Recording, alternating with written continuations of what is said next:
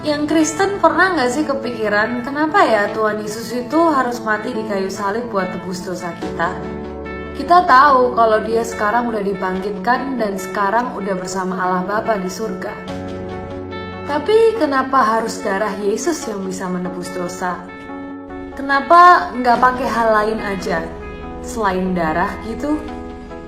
Jadi, kalau menurut Imamat 17 ayat 11, karena nyawa makhluk hidup ada di dalam darahnya, dan Tuhan telah memberikan darah itu kepada kita di atas mezbah untuk mengadakan pendamaian bagi nyawa kita, karena darah mengadakan pendamaian dengan perantaraan nyawa.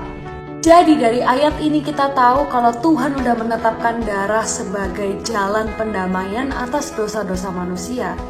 Soalnya untuk menebus nyawa manusia dari dosa dan maut harus ada nyawa lain yang tak berdosa yang dikorbankan. Itu udah jadi hukumnya. Dulu di perjanjian lama untuk mengadakan pendamaian antara manusia dengan Allah harus ada hewan dengan serangkaian peraturan yang dikorbankan. Terutama hewan-hewan ini nggak boleh bercacat celah. Tapi sayangnya hewan-hewan ini cuma bisa melakukan pendamaian sementara. Harus ada darah manusia yang gak bercacat celah alias gak berdosa yang dikorbankan untuk menebus nyawa manusia secara kekal. Akhirnya firman Allah sendiri menjelma jadi manusia dalam wujud Yesus untuk menebus dosa kita semua. Karena gak ada manusia lain yang gak berdosa selain dia. Kalau pernah dengar istilah Allah tidak beranak dan diperanakan, gue sebagai orang Kristiani akan langsung bilang itu betul. Karena Yesus atau Isa Al-Masih bukan diperanakan Allah secara fisik. Ini ada di Yohanes 1 ayat 13. Orang-orang yang diperanakan bukan dari darah dan daging, bukan secara jasmani atau keinginan seorang laki-laki, melainkan dari Allah. Jadi bukan berarti kalau dibilang anak itu maknanya anak secara biologis aja. Di bahasa Indonesia juga ada kan, misalnya anak tangga. Kita nggak akan nanya, kok bisa sih tangga beranak? Karena itu cuman kiasan. Terus kalau kayak gitu Yesus siapa dong? Jawabannya firman Allah yang menjadi manusia. Salah satu sinonim firman di Indonesia adalah perkataan. Allah pengen manusia mengenal dirinya melalui perkataannya, maka dikirimlah Yesus yang merupakan dirinya sendiri yang menjadi manusia. Jadi Allah dan Yesus itu sama. Kata Bambang Nursena, Nabi beda sama Isa Al-Masih karena Nabi cuman jubir Allah. Makanya Yesus berkata, yang belum nonton part 1 ditonton dulu ya. Sekarang kalau misal ada pertanyaan, kalau Yesus adalah Allah sendiri, terus kenapa di Alkitab dia berdoa, Allahku, Allahku, mengapa engkau meninggalkan aku? Ya sekarang dari 1 Petrus 3 ayat 18 kita tahu bahwa ia yang telah dibunuh dalam keadaannya sebagai manusia. Jadi pada saat di dunia, Yesus itu 100% Allah dan 100% manusia. Maksudnya saat hidup di dunia, Yesus sebagai anak Maria, dia bisa merasakan sakit.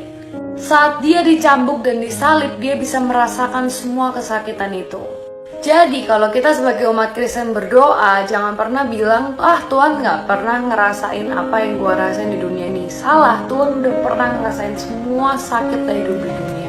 Tapi di saat yang sama ketika Yesus bilang ke orang yang lumpuh ini, bangkitlah dan berjalanlah, dosamu sudah diampuni, Tuhan Yesus sedang berkata sebagai firman Allah, yaitu Allah sendiri. Jadi itulah kenapa ada istilah 100% Allah dan 100% manusia. Anyway, Merry Christmas untuk semua teman-teman yang merayakannya. Benar gak sih Tuhannya orang Kristen itu ada 3? Jawabannya salah. Kalau menurut kitab Ulangan 6 ayat 4, dengarlah hai orang Israel, Tuhan itu Allah kita, Tuhan itu Esa. Jadi kalau Allah itu satu atau Esa, Tuhan Yesus dan Roh Kudus siapa dong? Di video sebelumnya aku pernah bahas siapa itu Yesus, tapi aku ulangin sedikit di video ini ya. Di Yohanes 1 ayat 1 disebutkan, pada mulanya adalah firman. Firman itu bersama-sama dengan Allah, dan firman itu adalah Allah. Lanjut ke ayat 14, firman itu telah menjadi manusia. Itu maksudnya firman atau perkataan Allah itu adalah Yesus itu sendiri. Jadi jelas kalau dari ayat ini, Yesus sudah ada bersama-sama dengan Allah sebelum semua hal dijadikan. Karena Yesus sebenarnya adalah perkataan dari Allah itu sendiri. Bagaimana bisa memisahkan Allah dengan perkataannya? Gak bisa kan? Sama kayak kita manusia. Kita gak bisa dipisahin dari kata-kata kita sendiri. Bedanya adalah karena Allah itu supranatural, dia bisa menjadikan kata-katanya itu dalam bentuk manusia, yaitu Yesus. Next adalah Roh Kudus. Simpelnya Roh Kudus adalah roh Allah itu sendiri. Jadi bisa nggak sih kita bilang kalau rohnya Allah bukan bagian dari Allah? Nggak bisa kan? Jadi Allah perkataannya dan rohnya itu satu. Sekarang pertanyaannya, kenapa sih firman Allah harus menjelma jadi manusia dalam bentuk Yesus? Karena nggak ada satupun manusia yang nggak berdosa. Dengan dosa sekecil apapun, manusia nggak akan bisa masuk ke surga karena Allah itu kudus. Jadi harus ada nyawa dan darah dari yang tak bersalah yang dikorbankan. Kalau di zaman perjanjian lama, harus mengorbankan hewan dengan banyak persyaratannya. Tapi itu cuma penghapus dosa sementara. Makanya Yesus yang tanpa dosa harus mencurahkan darahnya untuk manusia supaya penebusan dosa itu berlaku seterusnya. Kalau kata Paulus, manusia di seluruh bumi ini jatuh dalam dosa karena perbuatan satu orang, yaitu manusia pertama. Maka karena satu orang juga, yaitu Yesus, seluruh manusia diselamatkan dari dosanya. Sering banget ada yang nanya, apa iya Yesus cuma diutus buat orang Israel? Biasanya sambil kutip Matius 15 ayat 22 sampai 28. Jadi ceritanya ada seorang wanita Kanaan yang minta tolong ke Tuhan Yesus karena anaknya kerasukan setan.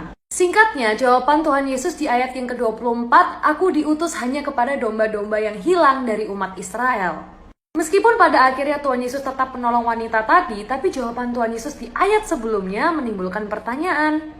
Oke, jadi bener nggak sih Tuhan Yesus cuma diutus buat orang Israel? Jawabannya bener. Pada awalnya, Yesus memang diutus khusus untuk menebus dosa bangsa Israel. Tapi sayangnya bangsa Israel justru menolak Yesus.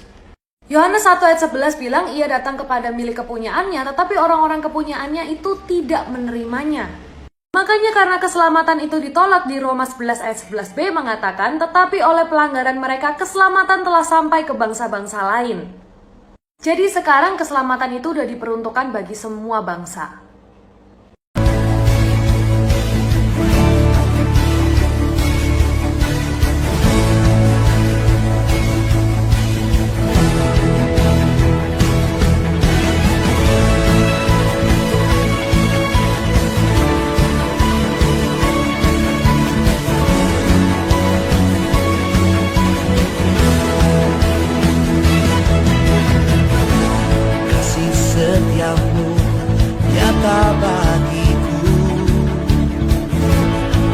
Kebajikan tersedia bagiku. Tuhan sanggup limpahkan segalanya, dan anugerahnya sangat besar bagiku. Aku diberkati, aku dilimpahi, karena Tuhan sanggup untuk menyediakan. Aku diberkati, aku dilimpahi atas sempurna anugerah Tuhan bagiku.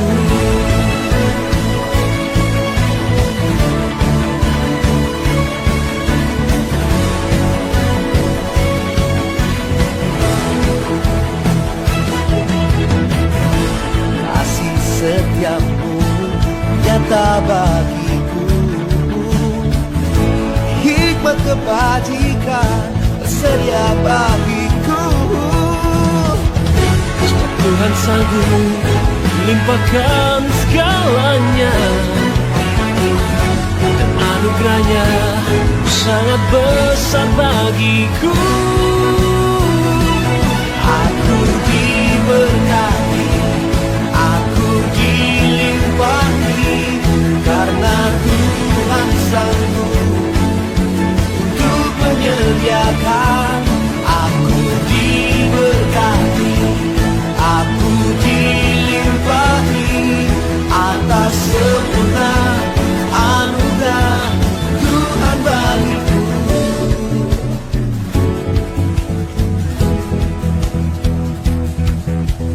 Diberkati, dilimpahi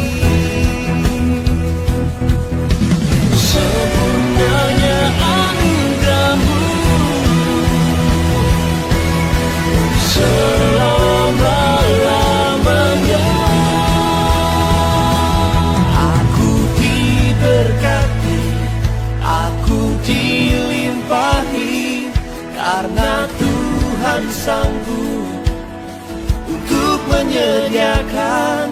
Aku diberkati, aku dilimpahi atas sempurna anugerah Tuhan bagiku. Aku diberkati, aku dilimpahi, karena Tuhan sanggup untuk menyediakan. Aku diberkati, aku dilimpahi atas sempurna anugerah Tuhan bagiku.